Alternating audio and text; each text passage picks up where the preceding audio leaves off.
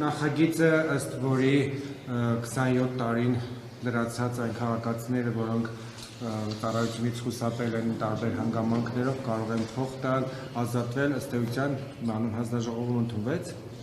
Տեսեք, նախագծի մասին ես ավելի ճիշտ ներկայացնեմ, որպեսզի դիտողները հասկանան ինչի մասին է խոսքը։ Գործող օրենսդրությամբ պարտադիր զինվորական ծառայության ենթակային 18-ից 27 տարեկան քաղաքացիները եւ 27-ից հետո քաղաքացիները եթե չեն ծառայել, քրեական գործ է հարուցվել նրանց վրա, նրանք չեն կարող ծառայել եւ ունեն միայն մեկ տարբերակ՝ դատապարտվել ազատազրկման 2-ից 5 տարի ժամկետով։ Նշեմ, որ այս պահին ունենք 1200-ից ավել տղաներ, ովքեր մեր հայրենակիցներն են, բնակվում են արտասահմանում, նրանք չեն ծառայել եւ հիմա գտնվում են հետախուզման մեջ բանակում չծառայելու հանգամանքով։ Եթե նրանք այժմ վերադառնան կամ հայտնաբերվեն, նրանք պետք է դատապարտվեն ազատազրկման 2-ից 5 տարի ժամկետով, որևէ այլ տարբերակ չունեն։ Եթե անգամ ցանկանան կան 2 տարի ժամկետով կամ օրինակ 5 տարի ժամկետով ծառայեն ազատազրկվելու փոխարեն, միևնույն է, չունեն նման հնարավորություն։ Օրենքով ես մեր հայրենակիցներին տալիս եմ հնարավորություն, որպեսզի նրանք գան, ծառայեն 2 տարի ժամկետով, իրենց բացը լրացնեն եւ քրեական գործը կարճվի։ Այսինքն պետությունը ստիպված չլինի նրանց վրա ծախսել 15 միլիոն դրամ անազատության մեջ պահելու համար, այլ իրենք կան ծառայեն եւ դրանով իրենց ներդրում ունենան բանակի մեջ եւ նաեւ մեր պետության պահպանության գործում։ Եթե ինչ-ինչ հանգամանքներով մեր քաղաքացիները 27 տարեկանը լեռնանալուց հետո ունեն ընտանիք, ծանրաբեռնվածություն կամ առողջական խնդիրներ, որոնցով պայմանավորված չեն կարող ծառայել, նրանք կարող են վճարել որոշակի գումարներ եւ ծառայել կրճատված ժամկետով։ Օրինակ վճարել 8 միլիոն ծառայել 1 ամիս, վճարել 5 միլիոն ծառայել 6 ամիս, վճարել 2.5 միլիոն ծառայել 1 տարի կամ չվճարել եւ ծառայել 2 տարի ժամկետով։ Այս օրենքի շնորհիվ 1 տարվա ընթացքում առաջիկա տարվա ընթացքում մենք կունենանք մոտավորապես մինչև 5 միլիոն դոլարի պետական եկամուտ եւ նաեւ կունենանք հարյուրավոր քաղաքացիներ, ովքեր կվերադառնան Հայաստանի Հանրապետություն եւ կհաշվառվեն պայստազորով։ Չենք ունեն նաեւ հարյուրավոր քաղաքացիներ, ովքեր կփորձեն իրենց զավակներին անչափահաս տարիքում հեռացնել Հայաստանից, այդ ընթացքում հավաքել X գումար, գալ վճարել եւ որևիցե կերպ չծառայել բանակում։ Այդ խնդիրը այսօր էլ կա։ Իմ նախորդ օրենքի նախագիծը, որ ազգային ժողովում տապալվեց, գալիս էր լուծելու այս խնդիրը։ Մենք ցավոք սրտի ունենք ամեն տարի բազմաթիվ քաղաքացիներ, ովքեր օրինակ հրաժարվում են Հայաստանի Հանրապետության քաղաքացիությունից, նշեմ, որ վերջին մի քանի տարիների ընթացքում զորակոչի թվի մոտավորապես 20%-ի չափով ունեցել են քաղաքացիությունից հրաժարվողների դեպքեր։ Հասկանում եք, թիվը ինչ մեծ է։ Եթե պայմանականորեն ասենք, հա, միջինացված մեր տարեկան զորակոչը 10,000 է, մոտավորապես 2000-ի կարգի տղաներ ամեն տարի հրաժարվում են։ Դա ահռելի սարսափելի մեծ թիվ է, այսինքն 4-5 տարվա ընթացքում մենք մի ամբողջ տարվա չափով զինծառայող ենք կորցնում, ովքեր քաղաքացիությունից հրաժարվում են։ Ես ինչ էի առաջարկել, որպեսզի 15 միլիոն турք սահմանենք, որպեսզի այս անձինք չհրաժարվեն, մնան եւ շարունակեն ապրել Հայաստանում, հետագայում գնալ ծառայության կամ այդ գումարը վճարել եւ կրճատված ժամկետով ծառայեն։ Չգիտես ինչու որևէ պատճառաբանություն չներկայացնելով մեր գործընկերները տապալեցին նախագիծը եւ նախագծի տապալումից հետո էլի շարունակում են հազարավոր քաղաքացիներ հրաժարվել քաղաքացիությունից եւ դրանով տուժում են մեր բանակը, զինված ուժերը, արդեն նշեցի, որ տարեկան շուրջ 20%-ի չափով միայն այս մասով նվազում ենք ունենալու։ Առաջիկայում ես նույնպես մեկ անգամ եւս այս նախագիծը շրջանառելու եմ, որովհետեւ գտնում եմ, որ անթույլատրելի է, որ մենք թույլ տանք մեր քաղաքացիները հեշտությամբ մի հատ դիմում տան 14 տարեկան հասակում քաղաքացիությունից հրաժարվեն ու շարունակեն Հայաստանում ապրել, ոնց որ մնացած բոլորը, ովքեր գնում են ծառայության, ովքեր որ ջանք են ներդնում, հաճախ վիրավորվում են, հաճախ զրկանքների են կներեք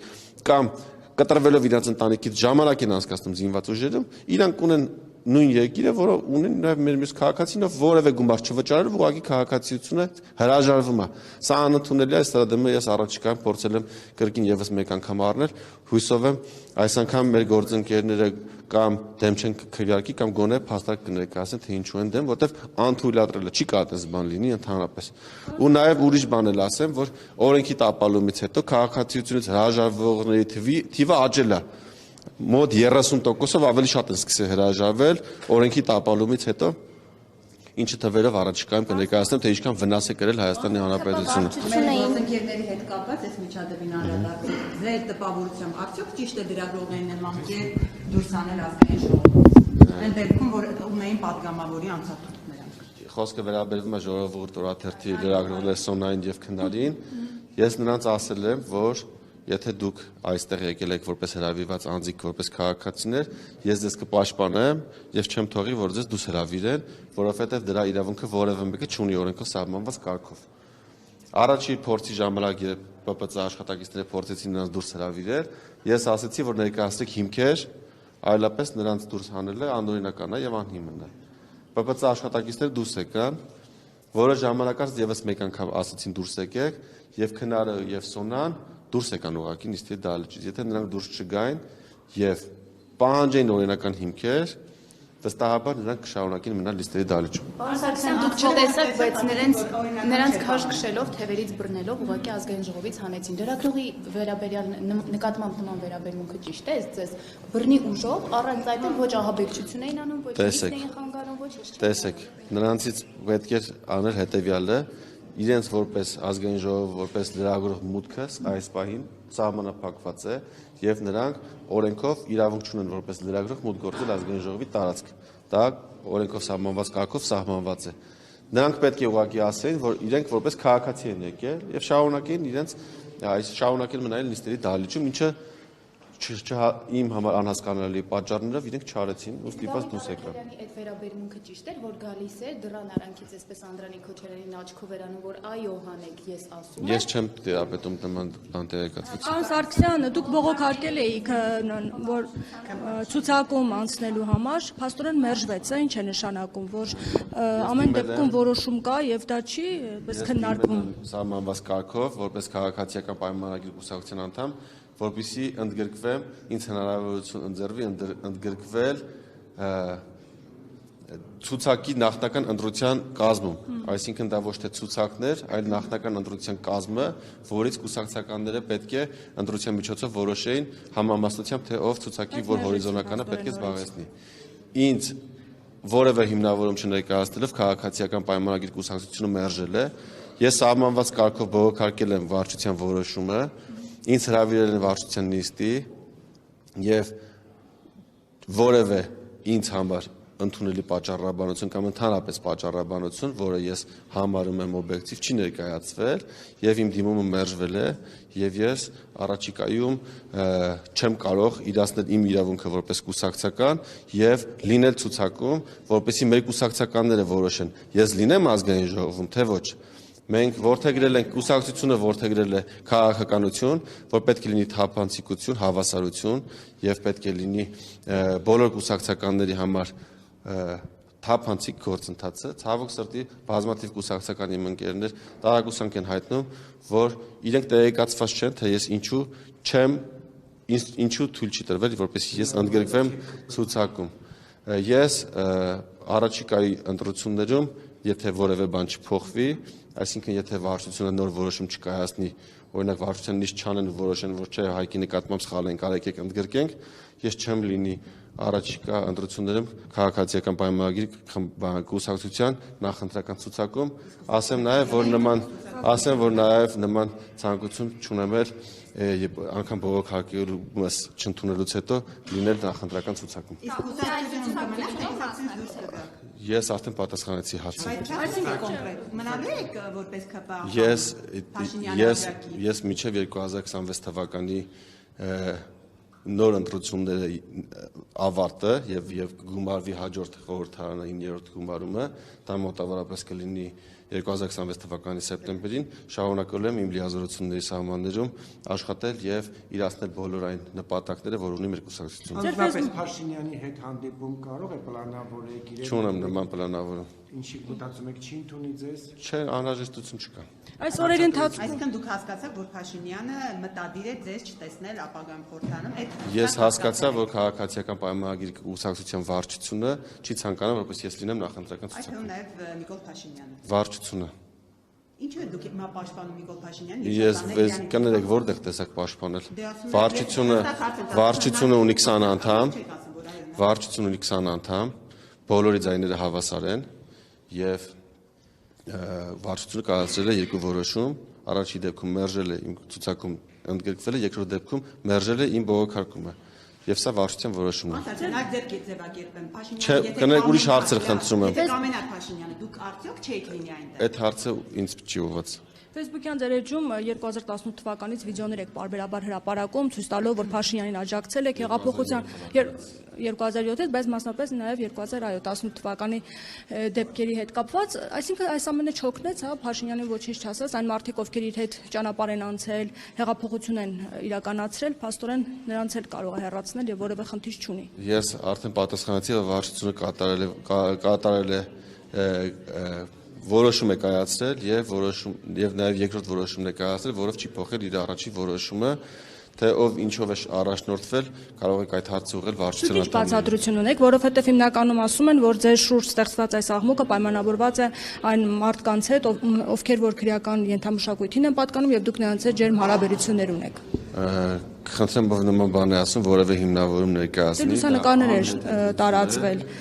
ձեր եւ Չաղրուստամի։ Ես որևէ քրեական ենթամշակույթի հետ երբևէ կապ չեմ ունեցել։ Բայց ընկերներ ունեք։ Ես չունեմ նման ընկերներ, ես որևէ ընկեր չունեմ, ով հանդիսանում է քրեական ենթամշակույթի բարձրագույն կարգավիճակ ունեցող անձ, այսինքն քրեական հեղինակություն կամ օրենքով գող, չկա նման բան։ Ասեմ ավելին, ես միակ падգամավորն եմ, ով ազգային ժողովը մշտապես բարձրացրել է քրեական ենթամշակույթ կերող անձանց քրեական պատասխանատվության ենթարկելու հարցը եւ որևէ առումով աշխատանքը առաջ չի գնացել, այսինքն տրամաբանական եք համարում, որ միակ падգամավորը, ով ելույթներով ներքին գործերի նախարարին հարց տալով, բարձրացնելով քրեական ենթամշակույթ կերող անձանց հարցը, իրեն մեղադրում են, ասում են այս падգամավորը կապ ունի քրեական ենթամշակույթի հետ։ Այսինքն միակ անձն է, ով դրա մասին ազգային ժողովում բարձրաձայն խոսացել է, դա նշանակում է, որ ես սատարում եմ քրեական ենթամշակույթին։ Այսինքն երբ ես ասում եմ, որ օրենքով սահմանվում է, որ քրեական ենթամշակույթի բարձրագույն կարգավիճակ ունենալը, տալը, ստանալը, պահպանելը նախատեսում է քրեական պատասխանատվություն, պատիժ, մինչև 6 տարի ժամկետով ազատազրկում, ինչու չի օրենքով սահմանված նորմը կիրառվում, քանի որ ունենք օրենքով տասնյակ օրենքով գողեր, ովքեր գտնվում են ազատության մեջ, ինձ անհասկանալի պատասխաններ են տալիս ուժային կառույցները, որ ինչ որ անձանց մասով գնում է քրեական գործեր, ինչ որ անձանց մասով չկա տեղեկատվություն, մինչդեռ այդ տեղեկատվությունը, որ մենք ունենք տասնյակից ավել մոտ 2 տասնյակ օրենքով գողեր, նույն ներքին գործերի նախարարությունն է ինձ տրամադրել։ Այսինքն ինձ տրամադրում են, որ մենք ունենք 2 տասնյակ օրենքով գողեր, նաև ինձ տրամադրում են տեղեկատվություն, որ որևէ գող կալանքի մեջ չի գտնվում, բացառությամբ մեկ վրացի գողերով Հայաստանի հետ ընդհանրապես կապ չունի, այլ հոդվածով էր կալանավորվել եւ դատարանում չգիտես ոնց հայտարարել է, որ հանդիսանում օրենքով գող, նաև քրեական ենթամշակույթի հոդվածն է նրա վրա ավելացել, բացառությամբ այս դեպքի այս վիճակագրությունը ասում եմ անցած տարվա դրությամբ, որովհետեւ նոր վիճակագրություն չեմ բա, չենք ունեցել որևէ օրենքով գող, ով գտնվում է կալանքի մեջ։ Ունեցել ենք ովքեր գտնվել են տնային կներեք վարչական հսկողության տակ, այսինքն բրասլետով կամ գրավի դիմաց են դուրս եղել, ունեցել ենք բազմաթիվներ, ովքեր քրեական գործերը կարճվել են։ Այսինքն այս պայմաններում ու գալ ասել, որ Սարգսյան Հայկը քրեական ենթամշակույթին հովանավորում է, դրամա պիտի լինի, չլինի ցուցակում, սա ոչ միայն սուտ է, այլ սա չեմ կարող այլ նկարագրել։ Բացատրություն, հա, ունեք նաև, որ ամեն դեպքում ձեզ թիմից մերժում են, կուսակցությունից մերժում են, դուք ինչ բացատրություն եք, ինչով եք Ես բացատրություն չունեմ, ու այլ հարցեր ունեք։ Որ է այլ կուսակցությունով մասնակցեք, եթե ոչ ԿՊ-ով։ Չկա նման հարց։ Եթե այլ հարցը չունեք, ամփոփենք, որտեղ հարցերը կրկնվում են։ Կառավարության հետ եւս խնդիրներ ունեք։ Կառավարության հետ որևէ խնդիր ըստիս չկա։ Ես շատ հաջող կերպով 5 օրենքի նախագիծ եմ ընդունել, որոնց կառավարությունը տվել է դրական եզրակացություն։ Այսօր 6-րդ օրենքն է քննարկվել հանձնաժողովում, որին նույնպես կառավարությունը տվել է դրական եզրակացություն։ Պատրաստվում եմ առաջիկայում մի շարք օրենքի նախագիծը շրջանառել մինչև իմ լիազորությունների ժամկետի ավարտը եւ համագործակցել կառավարության հետ։ Շնորհակալ եմ, եթե այլ հարցեր չկա նման հարց։ Պարոն Սարգսյան, այսօրին ձեզ տեսնում են գերիների հարազատներից մեկի հետ եւ շատ է խոսակցությունները, որ դա ձեր PR-ի համար եք դուք անում։ Ցավում եմ, որ նման խոսույթ կա, բայց նաև օբյեկտիվ է, որ կարա նման տպավորություն ձևավորվի, որ Սարգսյան Հայկը որոշել է PR անել սեփական անձը, նշեմ, թե ինչպես է եղել դեպքը եւ ինչպես է եղել կոնկրետ այս մասնավոր դեպքը, որ տեղի ունեցել 3։ Ուրեմն 3 չէ առաջի օրը մենք տեղեկություն ենք ստանում եւ եղբայրս, որ գերիներից մեկի կինը, ով բնակվում է Լիբանանում, ազգությամբ արաբ, Լիբանանի արաբ, Լինդա անունով կինը, ցանկանում է գալ Հայաստանի Հանրապետություն, որպեսզի տեսնի իր ամուսնուն, ով 5 տարի եղել է գերեվարված, 5 տարի 2 ամիս եղել է գերեվարված Ադրբեջանում։ Նման միտք է հնչել, որ նա չունի տոմսի գումար, որպեսզի վերադառնա հայրենիք։ Մենք կապվել ենք իր հետ, որպեսզի լուծենք այդ հարցը, որպեսզի նա վերադառնա։ Իմացել ենք, որ արդեն այլ հայրենակից, ով հետագայում ասեցին այլ դաշնակցության ներկայացուցիչը, տոմսը գնել է։ Ես չեմ ուզում, որպեսզի ստեղ որևէ քաղաքական հայացք կամ կուսակցական պատկանելություն տարանջատենք։ Շնորհակալ եմ այդ մեր հայրենակցից, դաշնակցության այդ կուսակցության ներկայացուցիչ կամ համակրից, չգիտեմ ով է, եղբայրս իր հետ խոսած է, ով գնել է այդ տոմսը, մենք ենք պատրաստվում գնել, ինքն է գնել, շատ շնորհակալ ենք դրա համար։ Լինդան վերադարձել է Հայաստանի Հանրապետություն, մենք իր հետ խոսել ենք, նա չուներ Հայաստանի Հանրապետությունը ոչ ընկերներ, ոչ բարեկամներ։ Մենք ցանկություն ենք հայտնել նրան օդանավակայանում դիմավորելու, որպեսզի ուղեկցենք, տանենք եւ իր ամուսնու հետ հանդիպի։ Շատ ուրախացել է, իդեպ Հայաստան վերադառնալուց հետո ասել է, որ ձեր զանգից հետո եմ որոշել վերադառնալ, քանի որ միջև դա չէի հավատում, որ ամուսնուս ազատ են արձակել, տեղեկատվությունը, որ ամուսնուն արձակել են, ստացել է լրատվականներից մեկից եւ չի հավատացել, ասել է ինչու եք իմ նյարդերի հետ խաղում, ինչու եք նման կեղծ տեղեկատվություն տալիս։ Միայն մեր խոսքից հետո նա հավատացել է եւ վերադարձել է, սա ասում եմ իր խոսքի մեկնաբանություններով։ Նրան դիմավորել ենք օդանավակայանում եւ ուղեկցել ենք, գնացել ենք հոսպիտալ, որտեղ պահվում էին մեր գերեվարված գերությունից վերադարձած տղաները։ Ասել են, որ նա գնացել է քննչական կոմիտե։ Միասին Լինդայի հետ գնացել ենք մեր տուն, որտեղ մոտ 5-6 ժամ սպասել ենք։ Քննչական կոմիտեից երբ ասել են, որ արդեն ավարտվել է գործողությունները, գնացել ենք եւ նրանք հանդիպել են ամուսիններով։ Դրանից հետո, քանի որ չեն ունեցել այլ ուղեկցող անձ, չեն ունեցել բարեկամներ, ընկերներ, չեն ունեցել որևէ դրամ իրենց գրպանում, մենք շարունակել ենք նրանց ուղեկցել, տանել հյուրանոց, այսօր առավոտյան, քանի որ ես նիստի ընկերներիցս մեկին եմ խնդրել, որպեսզի նրան եւս մեկ անգամ տանի քննչական կոմիտե, այսինքն այս աշխատանքը մենք անում ենք հասարակական հիմունքները, որպես քաղաքացի, տեղյակ ենք, որ այս անձինք չունեն բարեկամներ Հայաստանի Հանրապետություն, չունեն ֆինանսական միջոցներ,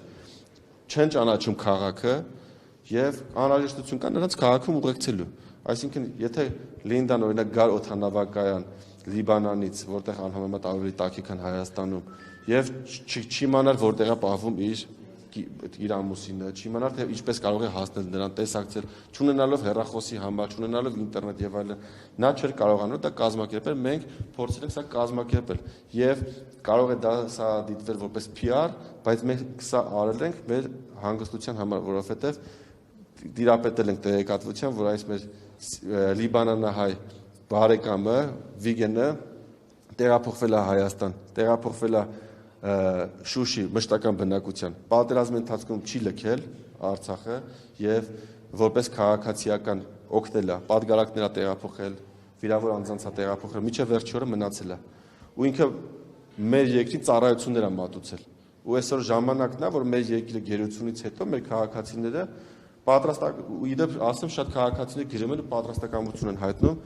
մեր քաղաքացիներին այո օգնելու ֆինանսապես կամ հյուրանոցի հարց լուծելով կամ այլ միջոցներով ուզում եմ ասեմ սա ընդհանուր բոլորի սրտով է ու այս աշխատանքը մենք պետք է անենք նրանց մենակ չթողնենք։ Դուք ինչպես եք վերաբերում այն հանգամանքին, որ Թուրքիայի արտգործնախարարը աջակցություն է հայտնում Փաշինյանին ընտրությունների այս նախաճաշին։ Նման տեղեկատվություն չեմ տիրապետում, չեմ ցանկանում մեկնաբանել, չեմ կարդացել։ Այլ հարցեր ունեք։ Ծառայության վերաբերյալ, տեսեք, նրանք ովքեր ինչ-ինչ պատճառներով հետաձգվել է ծառայության մեկնումը, հիմա եթե այս նախագծով նրանք զորակոչվեն բանակ, ստացվում է ծառայելու են 1.5 տարի 2-ի փոխարեն։ Ոչ,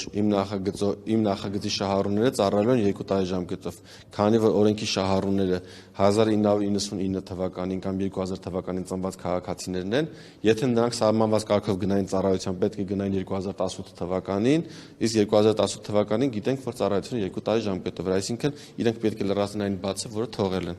Իսկ այս նոր համազգեստի վերաբերյալ ինչ դիրքորոշում եք արձակել։ Չեմ ուսումնասիրել, չեմ կարող դիրքորոշում հայտնել այս բանը։ Փաշինյանը գոհունակություն էր օրինակ հայտնել տարածել էր նմուշները։ Ես չեմ տեսել։